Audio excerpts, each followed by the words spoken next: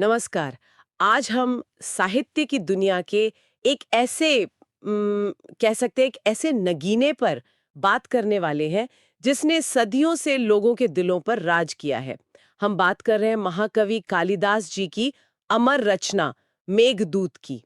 इसका नाम ही सुनिए कितना काव्यात्मक है। मेघदूत यानी एक बादल जो एक संदेश लेके जा रहा है। ये सिर्फ एक कविता नहीं है, ये तो प्रेम, जुदाई, प्रकृति और इंसानी कल्पना की एक ऐसी कहानी है जो आज भी उतनी ही ताजा लगती है और दुनिया भर में लोग इसे पढ़ते हैं, इस पे हैरान होते हैं। तो आज हम इसी कहानी की परतों को खोलेंगे। आखिर ऐसा क्या जादू है कालिदास जी की इस रचना में कि एक बेजान बादल, उसके जरिए भेजा गया संदेश आज भी हमारे दिलों को छू जाता है। तो कहानी शुरू कहाँ से होती है? कौन है इसका हीरो? और ऐसी क्या मुसीबत आ पड़ी है उस पर? कहानी का हीरो है एक यक्ष। यक्ष। हाँ। हाँ, यक्ष। जैसा कि हम पुरानी कहानियों में सुनते आए हैं, ये धन के देवता कुबेर के सेवक होते हैं। हमारा ये यक्ष अलकापुरी नाम की एक खूबसूरत नगरी में अपनी पत्नी के साथ रहता है और उसे मतलब बेइंतहा मोहब्बत करता है। और यहीं से उसकी मुश्किल शुरू होती है। अच्छा। वो अपनी पत्नी के प्यार में इतना डूबा रहता है कि अपने काम पर, अपनी ड्यूटी पर ध्यान ही नहीं दे पाता। ओहो, तो मतलब प्यार में पड़कर काम में लापरवाही हो गई। और इसका नतीजा तो अच्छा नहीं हुआ होगा, खासकर जब आपके बॉस खुद धन के देवता कुबेर हों। बिल्कुल नहीं।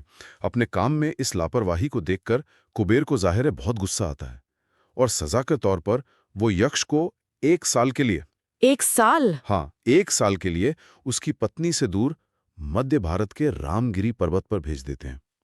एक तरह का वनवास कह सकते हैं। अरे बाप रे। उसकी सारी दिव्य शक्तियां भी छीन ली जाती हैं और वो एक साधारण इंसान की तरह जीने पर मजबूर हो जाता है। पत्नी अलकापुरी में अकेली और यक्ष यहाँ रामगिरी पर अकेला। यही जुदाई, यही विरह इस पूरी कहानी का दिल है। 1 साल का अकेलापन, वो भी बिना किसी से बात किए, आज के जमाने में तो हम सोच भी नहीं सकते हैं। तो यक्ष अकेला है, अपनी पत्नी की याद में तड़प रहा है। 8 महीने गुजर चुके हैं। उसकी मानसिक हालत क्या होगी? क्या वो उम्मीद खो चुका है या कोई रास्ता ढूंढ रहा है? यही यही इस कहानी का सबसे खूबसूरत और अनोखा मोड़ है। वो उम्मीद नहीं खोता, बल्कि उसकी कल्पना एक ऐसा रास्ता निकालती है जो किसी ने सोचा भी नहीं होगा। 8 महीने गुजरने के बाद आषाढ़ का महीना आता है, मतलब मॉनसून की शुरुआत। एक दिन वो पहाड़ की चोटी पर एक काले घने बादल को देखता है, जो उत्तर दिशा की ओर बढ़ रहा होता है। उत्तर दिशा? यानी हिमालय की ओर, जहां उसकी पत्नी रहती है? बिल्कुल। 1 मिनट। वो एक बादल को देखता है और उसे लगता है कि ये मेरी मदद कर सकता है। ये तो ये थोड़ा अजीब नहीं है? क्या वो दुख में अपना दिमागी संतुलन खो बैठा है? आपका सवाल बहुत अच्छा है। पहली नजर में यही लगता है कि शायद दुख में पागल हो गया है, पर कालिदास जी यहाँ इंसान के मनोविज्ञान को पकड़ते हैं। जब कोई बहुत गहरे दुख में होता है ना, तो उसे सजीव और निर्जीव में फर्क महसूस नहीं होता। उसे उस बादल में सिर्फ एक बादल नहीं, एक उम्मीद दिखती है। वाह। उसे लगता है कि ये बादल जो हवा के साथ उत्तर की ओर जा ही रहा है, शायद शायद उसकी पत्नी तक उसका हालचाल पहुंचा सकता है। वो ताजे खिले फूलों से उस बादल का स्वागत करता है और उससे अपना दूत बनने की गुजारिश करता है। कमाल है। मतलब वो उस बादल को एक दोस्त की तरह देख रहा है। इसके बाद जो होता है वो तो और भी हैरान करने वाला है ना? यक्ष उस बादल को सिर्फ संदेश नहीं देता, बल्कि उसे रामगिरी से लेकर अलकापुरी तक का पूरा रास्ता समझाता है। एक एक मोड़, एक एक शहर की पूरी जानकारी। जी, और यहीं से कविता का पहला हिस्सा पूर्व मेघ शुरू होता है। ये एक तरह का हवाई यात्रा गाइड है। हवाई यात्रा गाइड। हाँ, यक्ष बादल को सिर्फ रास्ता नहीं बताता, बल्कि रास्ते में पड़ने वाली जगहों की खासियत, उनकी खूबसूरती, वहाँ के लोगों के बारे में भी बताता है। ऐसा लगता है जैसे कालिदास जी बादल के बहाने हमें पूरे प्राचीन भारत की सैर करा रहे हैं। ये तो बहुत दिलचस्प है। मतलब वो बादल को सिर्फ उत्तर दिशा में जाओ नहीं कहता, हाँ। वो उसे एक पूरा टूर पैकेज दे रहा है। रास्ते में कौन कौन सी खास जगह आती हैं? यक्ष सबसे पहले बादल को मालवा के पठार की ओर जाने को कहता है, फिर वो नर्मदा नदी का जिक्र करता है, और फिर आता है सबसे अहम पड़ाव, उज्जैनी शहर। उज्जैनी। हाँ, यक्ष बादल से कहता है कि भले ही तुम्हारा रास्ता थोड़ा टेढ़ा हो जाए, पर उज्जैनी देखे बिना आगे मत बढ़ना। उज्जैनी में ऐसा क्या खास है? यक्ष उज्जैनी की शान का बड़ा ही खूबसूरत वर्णन करता है। वो कहता है, वहां महाकाल मंदिर की शाम की आरती जरूर देखना। अच्छा। जब नगाड़ों की आवाज पूरे शहर में गूंजती है, वहां की ऊंची अटारियों पर तुम कुछ पल सुस्ता लेना। वाह। जहां शहर की औरतें अपने बालों को सुखाने के लिए धूप में खड़ी होंगी और तुम्हारे आने से उनके बालों में एक नई महक भर जाएगी। वाह, ये सिर्फ रास्ता बताना नहीं है, ये तो उस जगह की आत्मा से परिचय कराना है। बिल्कुल। इसके बाद वो उसे चंबल नदी, कुरुक्षेत्र और फिर पवित्र गंगा नदी को पार करने का रास्ता बताता है और आखिर में हिमालय की बर्फीली चोटियों तक पहुंचाता है, जहां कैलाश पर्वत पर उसकी नगरी अलकापुरी बसी है। हम्म। इस पूरे सफर में वो बादल से एक दोस्त की तरह बात करता है। उसे बताता है कि कहाँ तुम्हें जोर से बरसकर किसानों के चेहरों पर खुशी लानी है और कहाँ तुम्हें धीरे से गुजरना है ताकि तुम्हारी गड़गड़ाहट से शहर की औरतें डर न जाएं। यकीन नहीं होता, बादल को सिर्फ रास्ता नहीं बताया जा रहा, उसे एक तरह से तहजीब सिखाई जा रही है। इस पूरी यात्रा के बाद तो अलकापुरी किसी स्वर्ग जैसी जगह लगती होगी। क्या वाकई वो इतनी ही खास है? और कविता का दूसरा हिस्सा उत्तर में एक इसी अलकापुरी के बारे में, और यक्ष के शब्दों में वो स्वर्ग से भी ज्यादा सुंदर है। वाह। वो बताता है कि ये कुबेर की राजधानी है, जहां कभी बुढ़ापा या दुख नहीं आता। वहां के महल इतने ऊंचे हैं कि वो बादलों से बातें करते हैं। अरे वाह। वहां की जमीन हीरे मोतियों से बनी है और वहां कल्प वृक्ष है। कल्प वृक्ष, यानी वो पौराणिक पेड़ जो मन में सोची हर इच्छा पूरी कर देता है। बिल्कुल।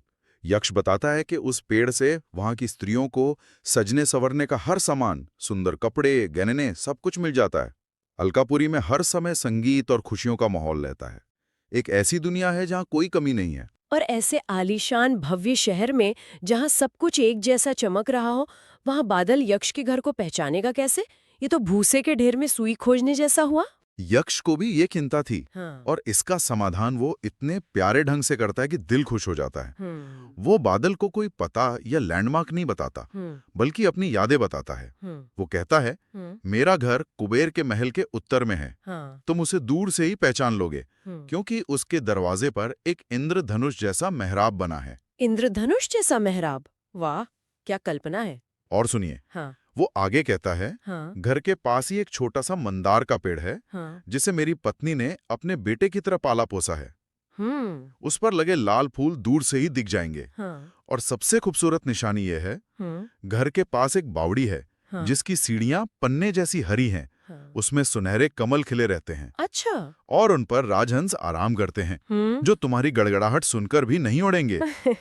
ये निशानियां सिर्फ पता नहीं है, ये तो यक्ष और उसकी पत्नी की साझा यादों का गुलदस्ता है। बिल्कुल। ये सुनकर तो ऐसा लग रहा है जैसे मैं खुद वो घर देख रही हूँ। तो बादल घर तक पहुंच गया। अब कहानी के सबसे सबसे भावुक हिस्से पर आते हैं। यक्ष अपनी पत्नी की कल्पना करता है। जी, ये इस कविता का दिल है। प्रेम और विरह की पीड़ा यहाँ अपने चरम पर है। वो बादल से कहता है, जब तुम मेरे घर के अंदर झांकोगे तो तुम्हें मेरी पत्नी मिलेगी। जुदाई के गम में वो बहुत दुबली हो गई होगी, शायद वो जमीन पर ही सोती होगी। ओ। वो कल्पना करता है कि कभी वो वीणा उठाकर मेरा पसंदीदा गीत गाने की कोशिश करती होगी, पर जैसे ही वो गाना शुरू करती होगी, आंसुओं से वीणा के तार भीग जाते होंगे। उसकी कल्पना कितनी गहरी है। वो अपनी पत्नी के हर पल को महसूस कर पा रहा है। और क्या सोचता है वो? वो सोचता है, शायद वो दरवाजे की देहरी पर बैठी बचे हुए महीनों को फूलों से गिन रही होगी कि श्राप के कितने दिन बाकी हैं। यक्ष बादल को बहुत नरमी से कहता है कि जब तुम उसे देखो तो हो सकता है वो सो रही हो, उसे नींद से जगा मत देगा। से एक संदेश के लिए? संदेश बहुत सीधा है, लेकिन उम्मीद और हिम्मत से भरा हुआ। यक्ष बादल से कहता है कि जाकर मेरी पत्नी से कहना, तुम्हारा पति रामगिरी पर्वत पर जिंदा है और हर पल बस तुम्हारे बारे में ही सोचता है। मैं सपनों में तुमसे मिलने की कोशिश करता हूं, पर किस्मत देखो, मेरे आंसू मुझे तुम्हारा चेहरा भी ठीक से देखने नहीं देते। वो उसे दिलासा देने के लिए कहता है, हिम्मत रखो, हमारे श्राप के बस 4 महीने और बचे हैं। जब शरद ऋतु में भगवान विष्णु अपनी योग निद्रा से जागेंगे तो हमारा श्राप खत्म हो जाएगा और हम फिर मिलेंगे। और क्या सिर्फ यही संदेश है या कुछ और भी है इसमें? नहीं, अंत में वो एक बहुत गहरी और दार्शनिक बात कहता है जो इस कविता को अमर बना देती है। वो कहता है, कस्या एकांतम सुखमुपन्नम दुखम एकांततो वा नीचेर गच्छत्युपरि चदशा चक्र नियमी क्रमेण। इसका मतलब क्या है? इसका मतलब है, किसे हमेशा सुख मिला है या किसे हमेशा दुख, जीवन की हालत तो पहिए के घेरे की तरह होती है, जो कभी ऊपर जाती है तो कभी नीचे। वाह। ये संदेश सिर्फ प्रेम का नहीं, बल्कि मुश्किल समय में धैर्य रखने का एक यूनिवर्सल मैसेज है, जो हर किसी पर लागू होता है। वाकई दिल को छू लेने वाली बात है। एक बादल के जरिए अपनी भावनाओं को, अपने प्यार को, अपनी उम्मीद को भेजना, ये सोच ही अपने आप में कमाल है।